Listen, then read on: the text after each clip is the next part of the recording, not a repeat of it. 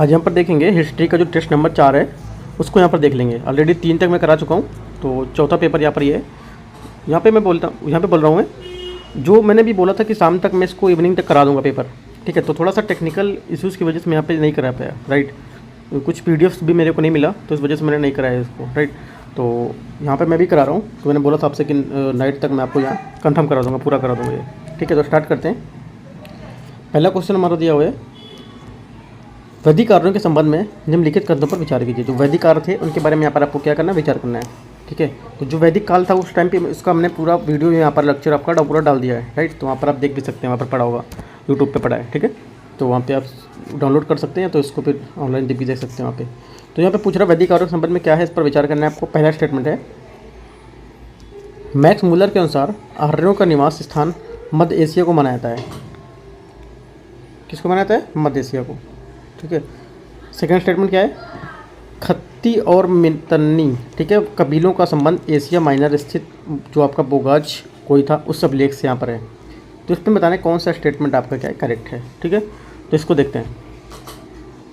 यहाँ पे जो बोल रहा है मैक्स मुलर के अनुसार आर्यों का निवास स्थान मध्य एशिया था, ये आपका करेक्ट आंसर है। पहला स्टेटमेंट करेक्ट है। दूसरा स्टेटमेंट देखते हैं, खत्ती और मितन्नी कबीलों के संबंध में एशिया माइनर स्थित जो आपका बोगाज कोई अभिलेख था उससे ही संबंध है इसका, ठीक है। तो दोनों बातें यहाँ पर क्या है, दोनों बातें करेक्ट हैं। तो हमारा आंसर क्या होगा, करेक्ट आंसर हमारा सी हो गया, ठीक है। सी हमारा करेक्ट आंसर होगा। सेकंड क्वेश्चन देखते हैं। सेकंड क्वेश्चन बोला है, निम्नलिखित में से कौन सी नदी ऋग्वैदिक कालीन सप्त सिंधु प्रदेश के अंतर्गत नहीं आती है। जो ऋग्वैदिक कालीन हमारी सप्त सिंधु प्रदेश थी, इनमें से नदी कौन सा इसमें से अंतर्गत नहीं आती है। शत्रुद्री, ठीक है, शतुद्री, विपाशा, पुरुषनी या यमुना। तो इनमें से बताना है कौन सा का स्टेटमेंट आपका करेक्ट है। तो कौन सा मैच करता है आपको ये बताना है, ठीक है। तो हमारा करेक्ट आंसर क्या होगा, यमुना इसमें नहीं है। बाकी का विपाशा भी था, शतुद्री भी थी, पुरुषनी भी थी, ठीक है। तीसरा स्टेटमेंट है, निम्नलिखित कथनों पर विचार कीजिए। कश्मीर नदी कश्मीर की नदी जो आपका मरुवद्दा का उल्लेख ऋग्वैदिक से मिलता है। पहला स्टेटमेंट आपका है। सेकंड स्टेटमेंट क्या है, ऋग्वैदिक आर्यों की सबसे पवित्र नदी सरस्वती थी, जबकि नदी सूक्त में सिंधु नदी का सर्वाधिक उल्लेख मिलता है। तो आपको बताना है इसमें से कौन सा स्टेटमेंट सही है, ठीक है। दोनों स्टेटमेंट आपको अच्छे से रीड कर लेना है, उसके बाद आपको यहाँ पर बताना है कौन सा स्टेटमेंट करेक्ट होगा। तो यहाँ पर पहला बोला है कश्मीर की नदी जो आपकी मरुद्वधा का उल्लेख ऋग्वेद से मिलता है, आपका करेक्ट स्टेटमेंट है, ठीक है। ऋग्वेद लिख के आप लिख लेंगे कि कौन कौन सी नदी कहाँ पे उल्लेख है और ऋग्वेद में क्या क्या मिलता है। वो सब मैंने आपको जो चैप्टर था वहाँ पे मैंने ऊपर बताया हुआ है, ठीक है, वहाँ से आप देख सकते हैं उसको। और सेकंड स्टेटमेंट में से बोला है नदी सूक्त सिंधु नदी का सर्वाधिक उल्लेख मिलता है, ये भी आपका स्टेटमेंट क्या है, करेक्ट है, राइट। तो दोनों स्टेटमेंट यहाँ पर करेक्ट है। करेक्ट आंसर आपका क्या होगा, सी होगा, थर्ड का। फोर्थ नंबर देखते हैं। फोर्थ नंबर यहाँ पर बोला है, निम्नलिखित में से किसमें जादुई माया और वशीकरण वर्णन है। जो हमारी जादुई माया और वशीकरण का वर्णन इसमें से किस वेद में है, ठीक है, किस वेद में आपको दर्शाया गया है, वह किस वेद में वर्णन है इसका।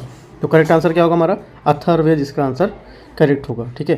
फोर्थ का सी यहाँ पर करेक्ट आंसर होगा। अगला देखते हैं फिफ्थ नंबर क्वेश्चन। पाँचवा नंबर क्वेश्चन को देखते हैं, ऋग्वेद के मंडलों में से निम्नलिखित में से कौन सम्मिलित नहीं है। जो ऋग्वेद के मंडल थे उसमें से कौन सम्मिलित यहाँ पर नहीं है, आपको यहाँ पर ये बताना है, ठीक है। तो देखते हैं, तृतीय मंडल में क्या था, गायत्री मंत्र का उल्लेख था, आपका सही है। चौथा मंडल में कृषि संबंधित प्रक्रिया, सातवां मंडल में पवमान, अंगिरा, सोम का वर्णन था, ठीक है। तो और जो आपका तो यहाँ इसके बारे में आपको कूट दिया हुआ है, ठीक है। तो आपको कूट को देख के यहाँ पर आंसर बताना है कौन सा स्टेटमेंट आपका करेक्ट होगा। तो देखते हैं, ये देखो जो आपके ये दोनों दिए हुए हैं, ये पहला और दूसरा, दोनों बातें क्या है, करेक्ट हैं, ठीक है। जो तीसरी बात है सातवां मंडल पवमान, ये आपका गलत है। तो दोनों बातें पहली दूसरी आपकी सही हैं। तो आपका यहाँ पे आंसर देख लेते हैं क्या आपका आंसर होगा। फिफ्थ में पहला दूसरा कहाँ पर आएगा, फिफ्थ में आपका पहला दूसरा जो आएगा बी में आएगा, ठीक है। फिफ्थ का आपका बी हो जाएगा यहाँ पर, पाँचवें का बी आंसर इसका करेक्ट होगा। छठा देखते हैं, भाग और बलि क्या थे। जो भाग और बलि थे वो क्या थे आपको बताना है वैदिक काल में, ठीक है।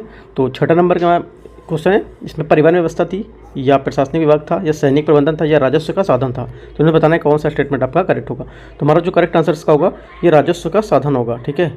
क्या होगा, जो राजस्व था उसका साधन था ये, ठीक है। तो करेक्ट आंसर क्या होगा, डी होगा इससे करेक्ट आंसर छठे का। अगला देखते हैं सातवां नंबर क्वेश्चन। सातवां क्वेश्चन है, निम्नलिखित में से वह कौन सी ब्रह्मवादिनी थी जिसने कुछ वेद मंत्रों की रचना की थी। इसमें से कौन सी ब्रह्मवादिनी थी जिसने कुछ वेदों की रचना की थी, है ना। तो आपको स्टेटमेंट देखते हैं। पहला है लोपामुद्रा, ठीक है। दूसरा है गार्गी, तीसरा है लीलावती, चौथा है सावित्री। तो हमारा करेक्ट आंसर होगा लोपा मुद्रा जो आपका है ये ए इसका करेक्ट आंसर होगा, राइट। ए इसका क्या है करेक्ट आंसर होगा। 8वां देखते हैं, निम्नलिखित में से इस कथन पर विचार करना है। नारद स्मृति में नियोग प्रथा को अनुमति दी गई। दूसरा स्टेटमेंट है मनुस्मृति हिंदू समाज और सभ्यता के लोकमान्य स्वरूप का प्रकट करती है ना। तो उसमें बताना है कौन सा स्टेटमेंट क्या है सत्य है, राइट। तो देखते हैं। तो देखो पहला जो स्टेटमेंट यहाँ पर दिया हुआ है, नारद स्मृति नियोग की प्रथा को अनुमति दी गई, ये आपकी गलत है। मनुस्मृति हिंदू समाज और सभ्यता लोकमान स्वरूप का प्रकट करती है, ये भी आपका स्टेटमेंट गलत है। तो क्या दोनों स्टेटमेंट यहाँ पर गलत है? तो हमारा क्या होगा इसका डी आंसर यहाँ पर करेक्ट होगा, 8 का डी। बाकी इसका एक्सप्लेन देखना है तो जो वैदिक वाला मैंने पढ़ाया हुआ है वहाँ पे, वैदिक काल का, ठीक है, वैदिक काल का एंशिएंट इंडिया पढ़ाया हुआ है, वहाँ पे आप देख सकते हैं काफ़ी ज़्यादा इंपॉर्टेंट पॉइंट वहाँ पर दिए हुए हैं नोट्स। तो थोड़ा सा नोट्स कर सकते हैं वहाँ पे आप ना, नोट्स बना सकते हैं उसका।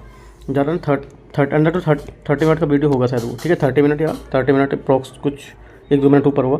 तो कुछ पॉइंट्स वहाँ देख सकते हैं, काफ़ी ज़्यादा पॉइंट्स मैंने वहाँ पर आपको बताया हुआ है, राइट। अगला देखते हैं 9वां नंबर क्वेश्चन। 9वां नंबर क्वेश्चन है उस जनजाति का नाम बताइए जो ऋग्वैदिक आर्यों के पंचजन से संबंधित नहीं है। जो ऋग्वैदिक आर्यों के पंचजन से संबंधित नहीं है उस जनजाति का यहाँ पर नाम पूछा है, 9वां नंबर क्वेश्चन। तो करेक्ट आंसर हमारा क्या होगा यहाँ पर? आपका करेक्ट आंसर इसका होगा कीकट। कीकट इसका डी करेक्ट आंसर होगा, ठीक है। 10वां नंबर देखते हैं सत्य में जते शब्द कहाँ से लिया गया है। वेरी इंपॉर्टेंट क्वेश्चन है, बहुत बार पूछ चुका है, ठीक है। तो आपको 10वां नंबर जो है इसका आपको कमेंट में आंसर देना है। यूपी पीसीएस भी पूछ चुका है क्वेश्चन, यूपीएससी में एक बार क्वेश्चन इस टाइप से पूछा था, ठीक है। तो ये चीज़ आपको क्वेश्चन क्या है 10वें का आपको आंसर कमेंट में नीचे देना है कि इसका आंसर क्या होगा, राइट। इसका आंसर मैं यहाँ पर नहीं बता रहा हूँ। तो अगला जो पेपर रहेगा टेस्ट नंबर 5, वो मैं यहाँ पर जस्ट डिस्कस करने जा रहा हूँ, टेस्ट 5 भी। तो उसको देख लेते हैं। इसको मैं अपलोड करने के बाद टेस्ट 5 को अपलोड करता हूँ, ठीक है। तो देखते रहिए। अभी एग्जाम सबका 14 तारीख को लगा ही होगा, जो यूपी से जो देने वाले हैं और यूपीएससी जो देने वाले हैं 28 मई को। तो काफ़ी ज़्यादा हेल्प मिल जाएगी। आप 10 क्वेश्चन अगर देखेंगे तो काफ़ी ज़्यादा चीज़ यूपीएससी, क्योंकि क्वेश्चन का जो सिलेबस है हमारा, ठीक है, सिलेबस यूपीएससी का यूपीएससी का सेम है लगभग, ठीक है। बस क्या है कुछ क्वेश्चन पूछने का तरीका अलग है। कुछ यूपीएससी थोड़ा सा इजी पूछता, सॉरी यूपी पीसीएस थोड़ा सा इजी पूछता है, यूपी पीसीएस वहाँ पे थोड़ा टफ कर देता है, बस इतना अंतर। बाकी सिलेबस आपका पूरा सेम है। यहाँ पे अगर क्वेश्चन देखेंगे, क्वेश्चन बनाएंगे तो ये क्वेश्चन यूपीएससी पूछ चुका है, राइट। यूपीएससी में भी कुछ टाइप से पूछते हैं, आपको पूरा 2 स्टेटमेंट दे देगा, और यहाँ से यूपी पीसीएस ने भी ऐसा पूछना चालू कर दिया है, ठीक है। तो कुछ ज़्यादा अंतर नहीं है यूपीएससी यूपी पीसीएस में कुछ अभी, तो वहाँ पर आप देख सकते हैं, ठीक है। तो नेक्स्ट वीडियो में डालता हूँ, बाकी के लिए आप इसको पढ़ते रहिए, ठीक है। कोई डाउट रहता है कमेंट में नीचे पूछ सकते हैं। बाकी जो आपका 10वां नंबर क्वेश्चन उसका आंसर आप नीचे दे सकते हैं कमेंट में। All the best, thank you.